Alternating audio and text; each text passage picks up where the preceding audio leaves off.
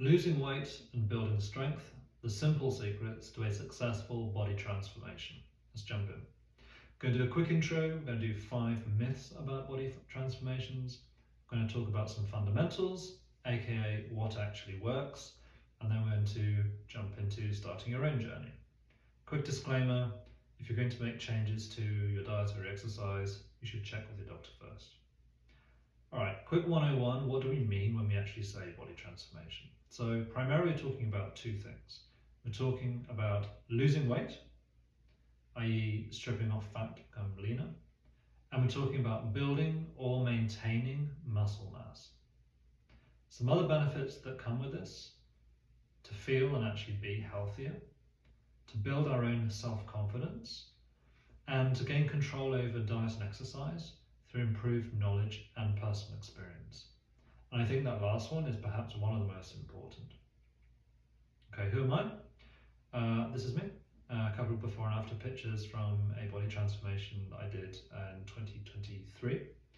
And like it says here, for a long time I tried different things. I wanted to see my abs, nothing worked. And then by changing my approach, I was able to achieve that within a relatively short period of time. About a year later, I slipped over, broke my ankle, had surgery, had metalwork put in, and less than a year after that, I was able to run my first marathon.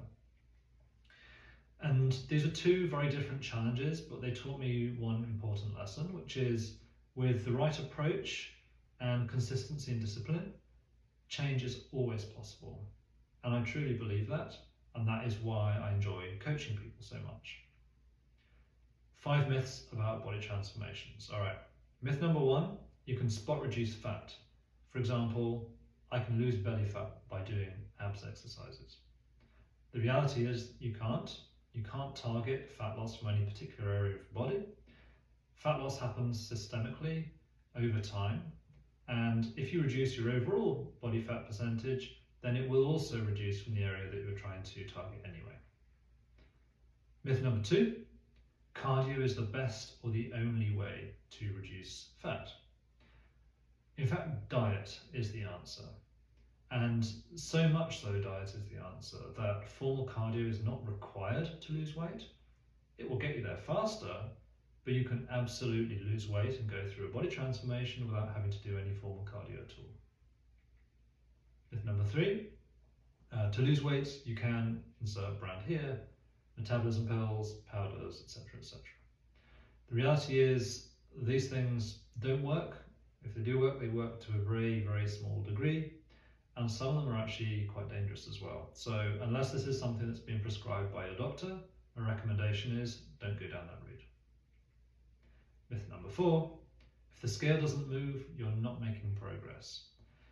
If this is the first time that you're doing resistance training and upping your protein intake, it's quite possible that you might actually be building some muscle at the start as well as losing fat, which can make the scale do some funny things. And this is why we use body measurements as well as just relying on the scale.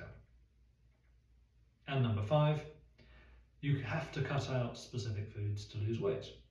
So this would be, I'm going to have to give up ice cream forever because I just can't have it, I can't lose weight and have ice cream.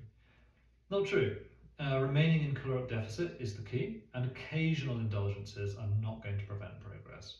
We look at what's our average caloric intake day to day over a week, and if you have a little bit of ice cream one day, that is not going to mean that over time you're not going to reduce weight. You can't undo all your good work with the occasional indulgence. Jumping into some fundamentals now. So these are really the foundations. So we said that a body transformation is losing weight and building strength and building muscle. So for losing weight, this is the list of what you need to do. Get into a caloric deficit, which is taking on less calories than you are expending.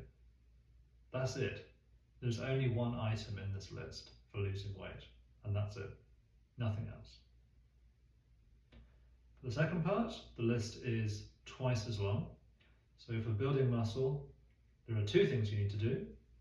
One is regular resistance training. So this could be weight training at home, it could be weight training in the gym using machines, and sufficient protein intake. And this is both of the lists completed. So these are only 3 things that you actually need. Actually doing this, and to what extent, is a little bit more complicated, but in order to lose weight, you just need to be in a caloric deficit, and in order to build and maintain muscle mass, you need regular resistance training and you need enough protein.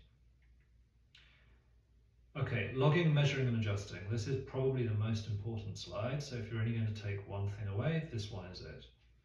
You need to log everything. So that's the food that you're taking on, the drink you're taking on if it's got calories in it.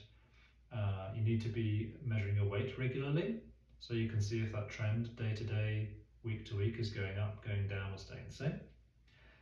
Body measurements and photos. The reason we do photos is because the change can be gradual, and so you might feel like you look the same because you feel the same as you did when you looked in the mirror yesterday and the day before and so on.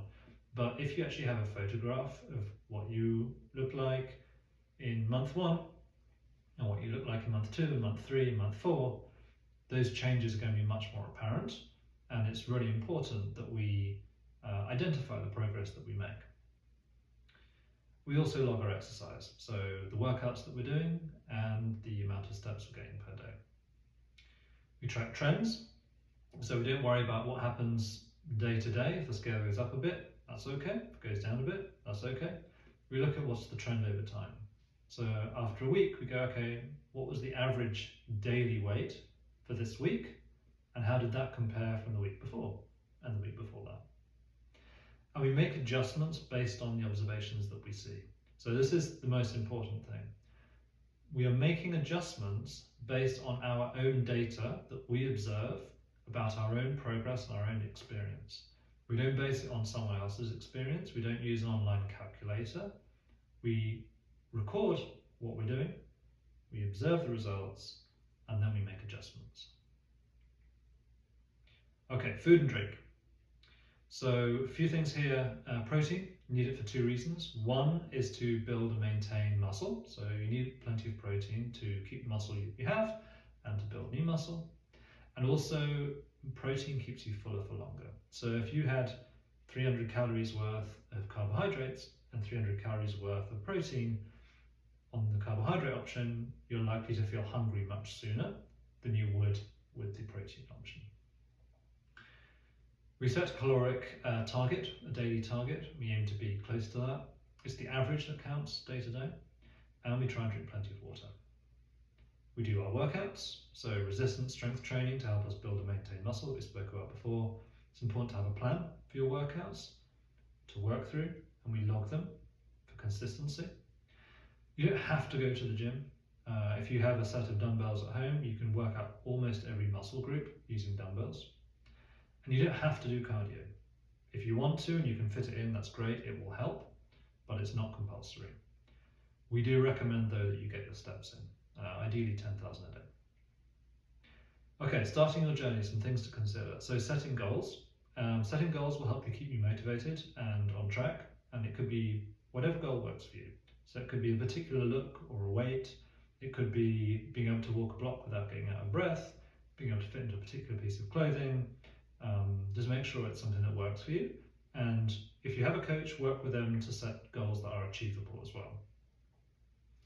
And consider what support would give you the best chance of success. So scheduling, we're coming up now to Christmas, might not be the easiest time to jump into something like this. Be realistic about what time you can actually allocate to your exercise. You might find that you have more success by being a little bit more conservative and then sticking to it, rather than overcommitting, struggling to keep up with what you've set yourself and then kind of abandoning it altogether. Think about where you're going to be working out, what equipment do you need, and if you need somebody for accountability and guidance. If you need somebody for accountability and guidance, I do offer one-on-one coaching packages. They're delivered remotely in real time over VC, potentially also in person if you happen to be local to the DC area. Includes diet, workout guidance, regular check-ins. I think that covers everything. If you've got any questions, reach out to me. My website is here, thegentleman.coach. I have a contact form. I'd love to hear from you, and good luck with your body transformation.